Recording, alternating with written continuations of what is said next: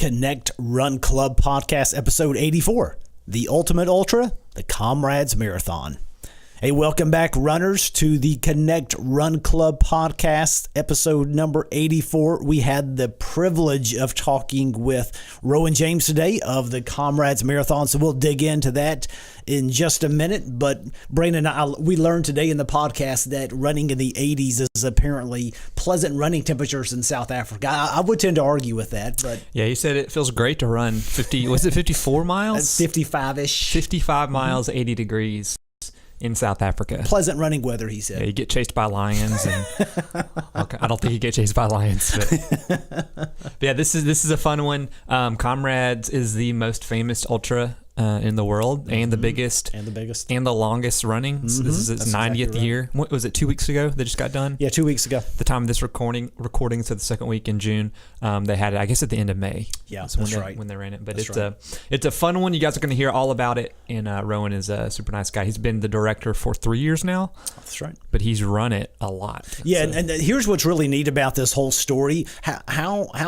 How often do you get to work for an organization or work for something that was like a childhood dream of yours? And he ran this race when he was 17 and ran it for 10 years in a row. And it's really cool that you can earn your number. And so if you run for 10 years, you have the same number from then on out. So, but it's really neat. That's very, very rare for someone to be doing for a living what they had dreamed about for many, many years, and something that had an impact on him and his childhood.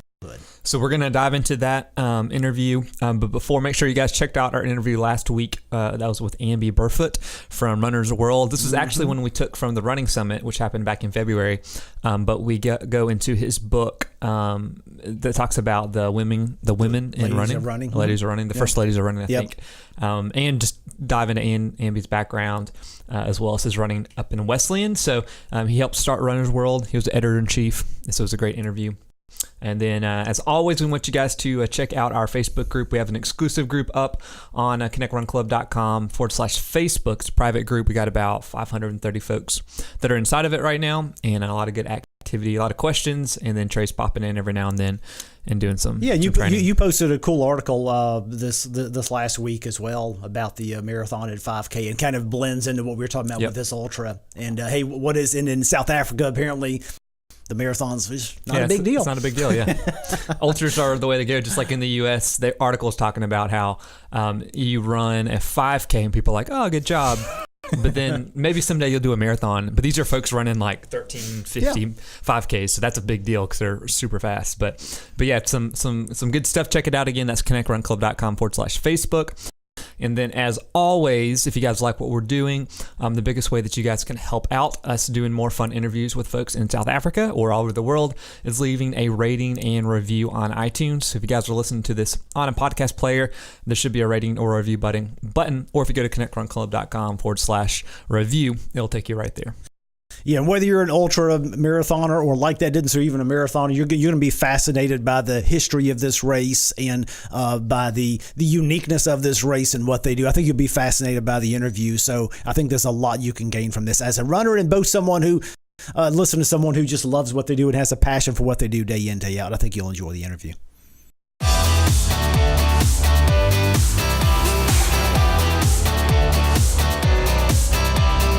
I think we're good to go. Thanks for spending some time with us today. No problem. Which part of America are you in? We are in Georgia, Atlanta. We're right outside Atlanta, Georgia. So kind of in the southeast part. Lovely. The head office of Coca-Cola. That's exactly right. Eastfield Airport, I think it is, huh? That's right. Yeah, it's the one of the busiest airports in the world. It is a fiasco. There's no doubt getting out of Atlanta. That's right. Okay, excellent, man. Yep. Well, hey, thanks for spending some time with us today. So Comrades, you just had. When was the most recent race? Was it last week or the week before? So you just recently had a race, right? Yeah, correct. 2 weeks ago, 29th of May was the 91st running of the Comrades Marathon. So at the moment, we're just busy with all the mop-ups and clean-ups and debriefs and teardowns, as we call it, yeah. But a sense of normality has returned to the office after all the insaneness. Yeah, I can imagine. I can imagine. Well, congratulations on another running. So I know a lot of our runners. Some of us are very familiar with Comrades, but others are not. So can you kind of give us just a little bit of history and background and exactly what Comrades is? Sure. Comrades basically is an ultra marathon, roughly 55 miles, that started in 1921.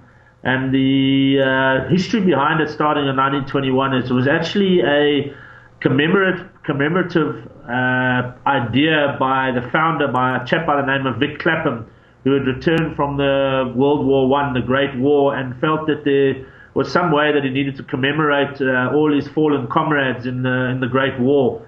So what he did is he approached the local municipality here in Pietermaritzburg, where we are based, which is in the province of KwaZulu-Natal, with the plan or the idea of putting on or staging a foot race between the towns of Pietermaritzburg, which is an inland town, and then the coastal town of Durban, which is the biggest and busiest port in Africa.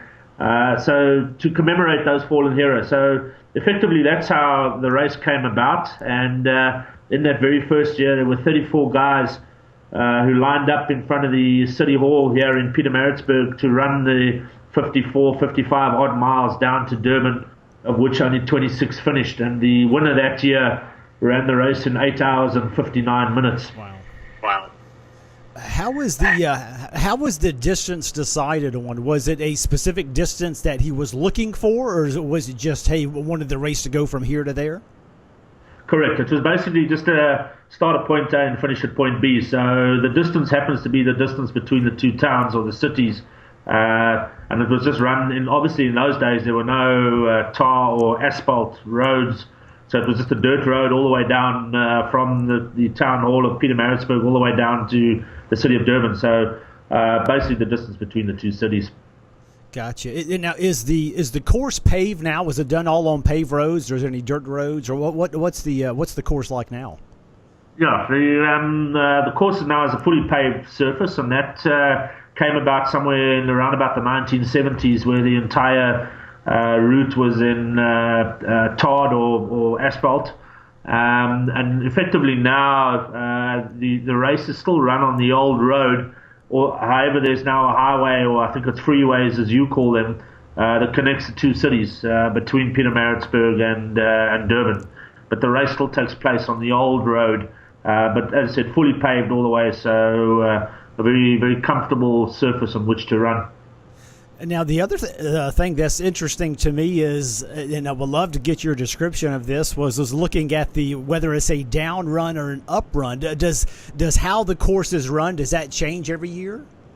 Correct, yeah. So Comrades is a race that is steeped in an amazing amount of history, tradition, ethos over the full 91 years that it's been going. In fact, obviously the race has been going 95 years now, but for the 5 years of World War II, there wasn't a race. So while we're on the 91st running of the race, it's now actually 95 years that the event has been going. So, and how it basically works is that in your even years, we have what we call an up run, and then in your odd years, we have what we call a down run. So the difference between the two is the down run starts at the town of Pietermaritzburg, which is roughly, as I said, 55 miles inland, and then you run down to the coastal city of Durban, which is on the coast. And then the following year we'll alternate and then turn it around. So we start on the coastal city of Durban and then run up to the inland town of Pietermaritzburg. So that's where the name of the up and the down run come from, that alternate each year. So this year being an even year, being 2016, it was a down run. So we started in the inland city of Pietermaritzburg, ran down to the coastal city of Durban. Next year being an odd year, we will start in Durban and run up to Pietermaritzburg, and so it alternates each year between an up and a down. But I think if you look at the profile of the race, if you go onto our website at comrades.com, don't be fooled by the fact that it's all downhill. In fact, The Comrades is known for having what's called the Big Five Hills. Obviously, in South Africa, we're very familiar with the Big Five animals in the safari, so we have the Big Five Hills as well. So in the down run, so where we start in the inland town of Pietermaritzburg and run down to the coastal city of Durban, there's 5 big hills that happen in the first 60 kilometers of the race. So there's a fair amount of climbing required in the upwards, if I can call it, during the down run. So without being too confusing, you're looking at this year, for argument's sake, the profile, your elevation gain was around about 1,090 meters. So call it, just under a mile of elevation. And then the drop or descent was about 1,700 meters, so just on a mile of drop. So while it's a down run, there's a lot of uphill, and then obviously vice versa on the up run, there's a substantial amount of climbing required. But the finished venue of Pietermaritzburg is not the highest point on the course. About 20 kilometers out, 10, 12 miles out from the finish of the up run is actually the highest point, which is roughly 819 meters above sea level. So what you're looking at about roughly half a mile above sea level. Wow. What is the weather usually like this time of the year in South Africa for the race? Very, very pleasant. Durban, where we run the race between Pietermaritzburg and Durban, is more almost sort of I'm almost going to call it a Mediterranean climate, but it's not we don't get the Mediterranean rainfall or anything like that. So it's a very pleasant climate. We're looking at in the region of 22 to 25 degrees Celsius, and I think in Fahrenheit that's most probably in about the mid 80s. Oh yeah. For you in terms of Fahrenheit, so very, very comfortable running conditions, but more or less take the temperature that you tend to have around Boston, New York, those sort of marathons, and double it. So I think that'll sort of give your listeners a fair indication of what the climate or the temperature is. So clear, warm, sunny days, but not excessively hot. What we tend to find as well is it's a very calm time of the year weather-wise, not too hectic from winds or anything like that. So hence the reason we run it now. If we were running the race in January, you would be looking at in the region of 35 to 36, even 40 degrees Celsius, which would most probably be around about 110, 120 Fahrenheit, somewhere up there. I don't have the exact conversion in front of me. So that's the reason we can't do it then. We're effectively running the race in the South African winter. Gotcha. Can you talk a little bit about, it's astounding to me when we look at ultramarathons here in the States, and I think one of the largest that I know of is the JFK 50 that happens in November here, and it has probably 1,500 runners. It's astounding to me to look at a race that has, over 20,000 ultra-marathoners. Can you talk about just about what the race means, that area, and just what can you talk about the growth of the event, and can you explain that at all? Because this is really astounding to me. You talk about those numbers. Sure. It is. It's. I think what you've got to take it back to is certainly during the isolation years. When South Africa was not able to get international sport of any kind on TV, the only thing that was able to be televised on TV was the Comrades Marathon. So what ended up happening is that you would have 13 hours of live TV coverage, which you still have to this day. So the entire race is televised live. So the impact that had during the isolation or apartheid years was that nobody else really had anything else to watch sporting-wise. So it became part of the South African way of life or tapestry or culture that everybody grew up with Comrades. I'm talking about the non-runners now, because there was nothing else to watch on TV. I'm talking from a sporting event point of view. So that sort of culture or interest was cultivated way back when in the 70s and 80s. From that point of view of getting I'm always going to call it a traditional following around the race and what it entailed and what it embodied. And naturally, because you had live TV coverage, you were able to tell the stories of drama, agony, ecstasy, all those sort of things happening on the road. So while it became part of a South African way of life and culture, many people aspired to that, non-runners, and said, I've got to do this in my lifetime. And that is what is over the years from the late 70s into the early 80s, and then naturally the late 80s when running experienced a boom all the way around the world, particularly and also starting in the US. From that point of view, that's where the interest caught on, and then the numbers have grown year on year from that point of view. And because South Africa was basically isolated, it became a very ultra-mad nation, so to speak. So the other big race where I was fortunate also to be the race director for 6 years is the Two Oceans Ultramarathon down in Cape Town, which is roughly a 35-mile race. It's the other second biggest ultra in the country, which gets about 11,000 runners as well. So I think South Africa, from a running point of view, has grown up with the notion that the longer the better, and hence the reason that there's such a massive following of ultra runners. So while in countries like the US, Europe, that sort of thing, where the marathon is seen as the ultimate, South Africa, the marathon, we're only warming up. We put two together back to back, and that's what makes us a mad ultra nation that we are. That's fantastic. At some point in time, could you pinpoint when the international growth really started? Was that kind of in the 90s or 2000s when you started seeing more and more folks coming internationally to run the race? I think it started train more in the late end of the 90s, early 2000s, and I think twofold again there is that obviously the country became a democratic country in 1994, so the country opened up more. It became an appealing place to come to. Obviously it's a great tourism destination as well. It's most probably the undisputed country in the world in terms of safari. From that point of view, seeing wild animals, wild game, and more importantly, especially for you in the US, it's an incredibly affordable country now because the US dollar is so strong against the South African rand or the local currency.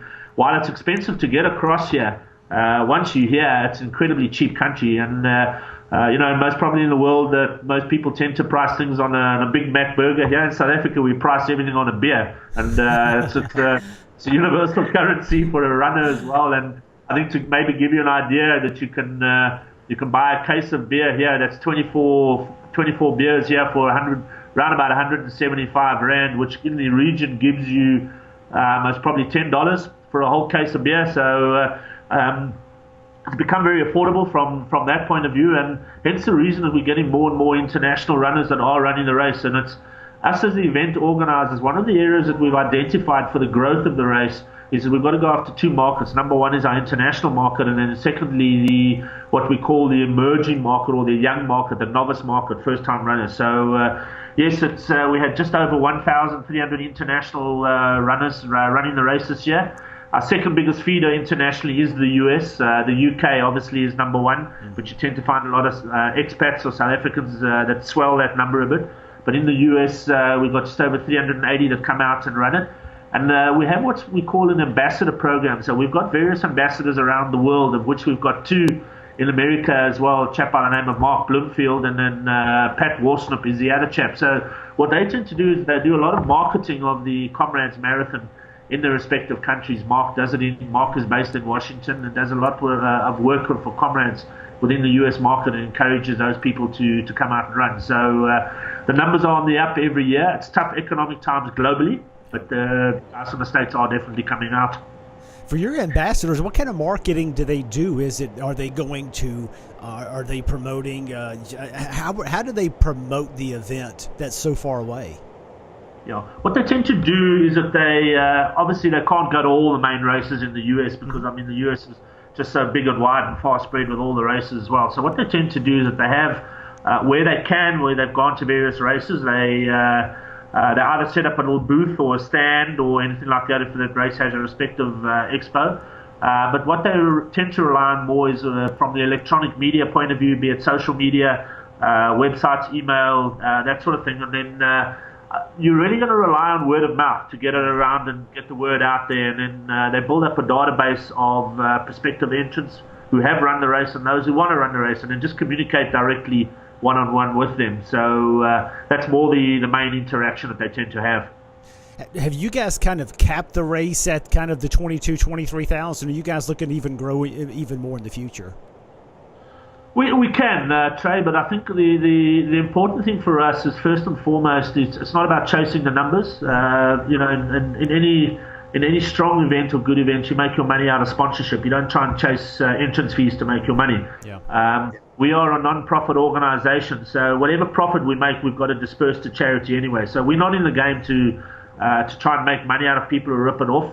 Or rip people off. What's very important for us as the Comrades Marathon is that we present a safe and secure and a high quality standard event. Hence the reason that we do cap the number of entries at around about 20,000, because past history also indicates to us that the nature of the race is not all 20,000 will start. Some people get injured, some don't qualify, and I'm sure we'll chat about qualifying now and what that is. So what you tend to do is that you invariably get around about 18,000, 17,500 that start the race on the day. And the important thing for us to present a safe and secure race is that the road system can comfortably manage around about 17,500, 18,000 on the road. So that's why we keep it at that. Well, since you mentioned it, what does qualifying for the Comrades Marathon look like?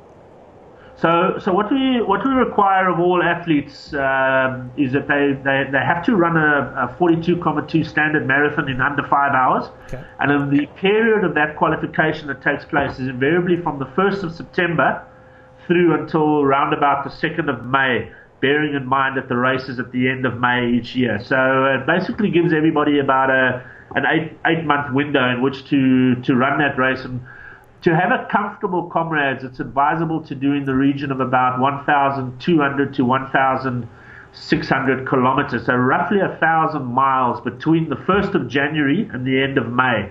So what you'll tend to do and what you'll tend to find in that sort of scenario as well is that as part of the build-up and the preparation, people will run more than one marathon. So the idea is run your first qualifying marathon, just to ensure that you qualify to run the race, and then you can always come back during your training in that window and run another marathon or two and try and run a faster time, because the faster your time, what that does is ensures that you start further up in the front of the field. Like most of all the other races around the world, the races you've got there in the States where you have voluntary seating as well. And the whole idea then is that you can at least get the field to go off at the start at an even pace. You know, many of our marathons now were just, especially the most popular ones, are extremely hard to get into, so they've gone to the lottery entry. What does the registration process look like for Comrades? So how we do it, we encourage everybody to go onto our website, which is www.comrades.com. Very easy. Entries always open on the 1st of September each year.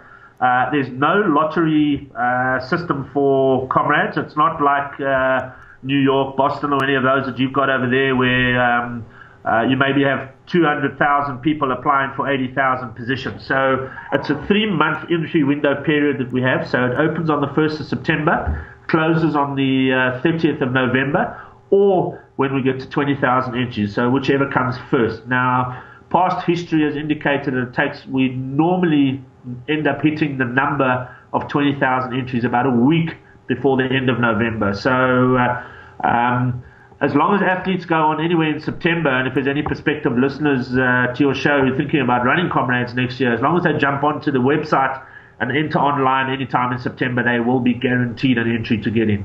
That's great.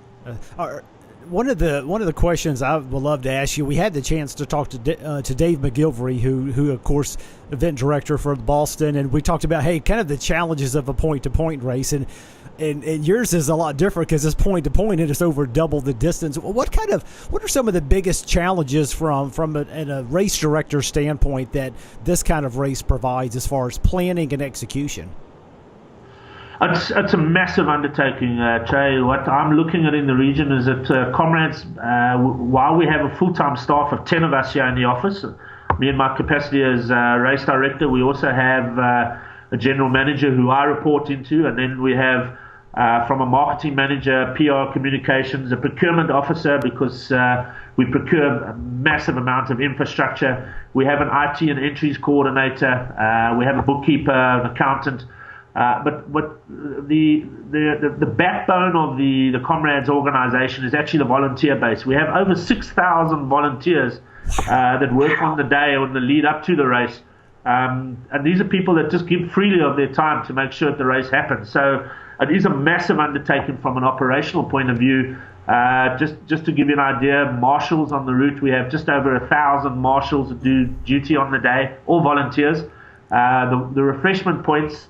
One of the things that South Africa road races are known for is their refreshment points. We have a very, very high standard of refreshment points. So we have 46 fully stocked refreshment points en route, and that serves everything from Coca-Cola to Energade. Energade here is sort of your equivalent of Gatorade there.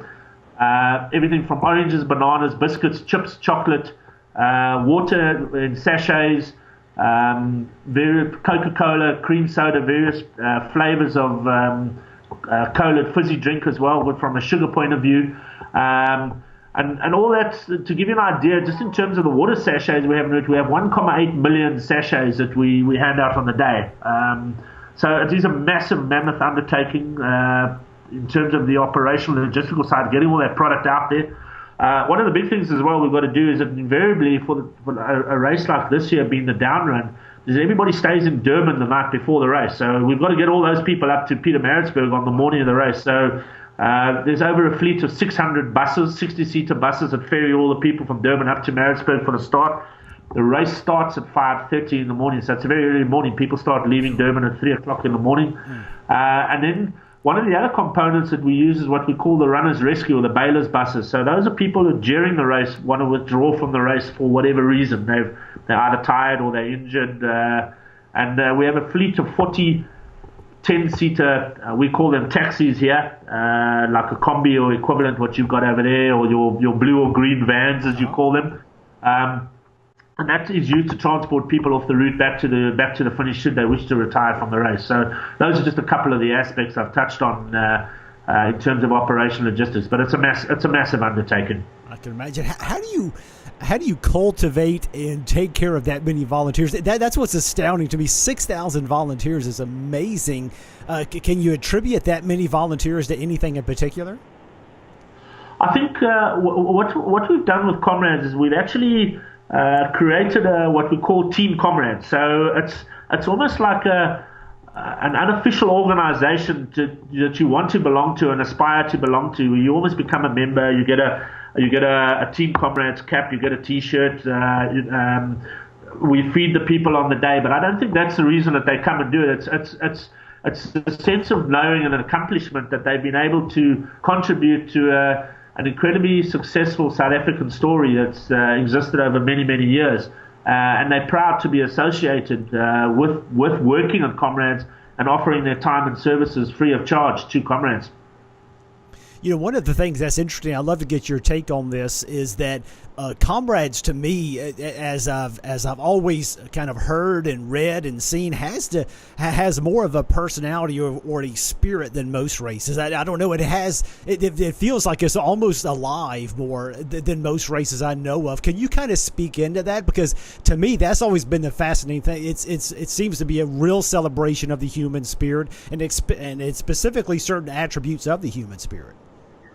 Very much so, and I think what that comes down to is that our sort of our marketing or tagline is known as the ultimate human race, because that's what it is. It's an incredible. It's a triumph of the human spirit over adversity is most probably one of the best ways to sum it up. And again, because it's been part of the South African way of life and culture for so long, there's an incredible amount of people that come out and support the race on the day. It's very difficult to quantify the number, but we estimate in the region of over 400,000 people come and line the route on the day. And obviously, just for your listeners, we're running between two cities. We're running in the countryside. It's not like Boston where you're running in an entire built-up area from point A to point B.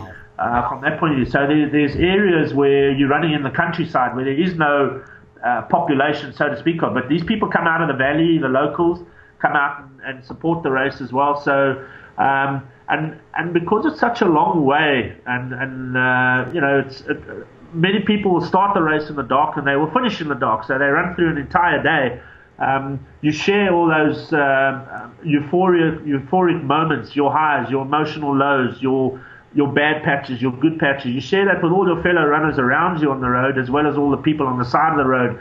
And I think that's where, as I said, the adversity of the human spirit triumphs through and becomes an incredibly emotional journey. It's very difficult to describe it to somebody who hasn't run it. You've almost got to experience it. And I think that's in a way which almost sets it aside or sets it apart from any other just international marathon around the world or any other weekend road race for that matter. Are there any other races? I know you guys do the Comrades. Are there other races during the year that you guys are planning also?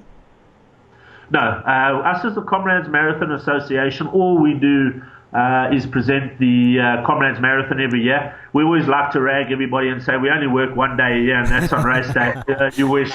So it's an incredible amount of work that goes on behind the scenes. Particularly, we have a very big family of sponsors. We have 54 sponsors that are involved with this race, and actually with different degrees of rights packages. But a heck of amount of work goes on behind the scenes to deliver on the sponsors' rights and requirements, to keep the sponsors happy, build that relationship as well. So, and then obviously from my side, there's been the race director, and the operational logistical side is everything that you got to involve from the local support services. So from your local municipality to the traffic management services, disaster management services, the local South African police force, all those sort of things need to be taken into account.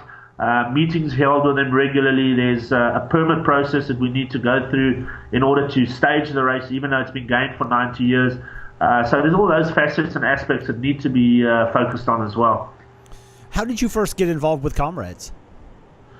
It goes back quite a way. Just me personally, I actually ran my first Comrades Marathon when I was 17 years old. Wow. So Comrades have one of the many traditions they have is what they call the Green Number Club. So once you've run the race 10 times, you actually get to keep your race number or bib in perpetuity. So the actual number that you start running with, you keep it for life. That's great. So I was the second youngest person to achieve my green number. In other words, when I was 27 years old, I had my green number already.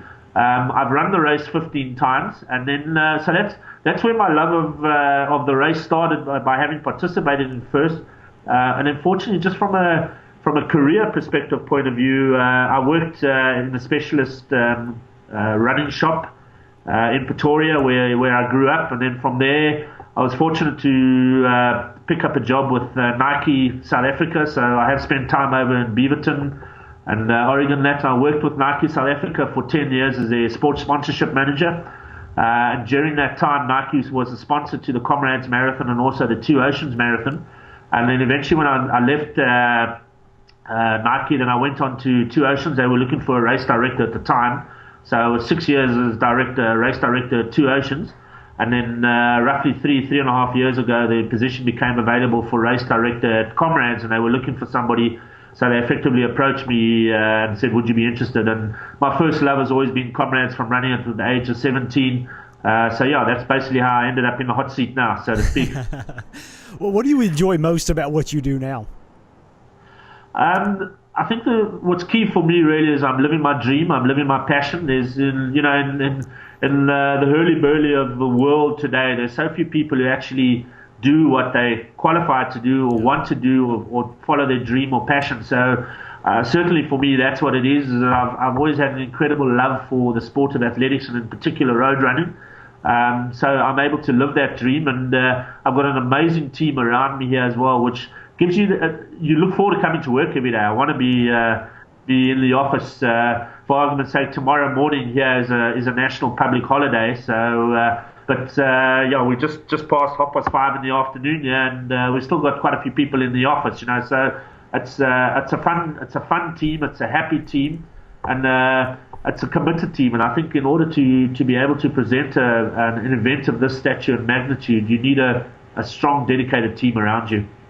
Yeah, we have a couple of questions we always love to ask runners as we kind of wrap it up. One of I have a feeling what you're going to answer, but we love to know if you have kind of a favorite race memory or kind of race experience from your life that really stands out for you.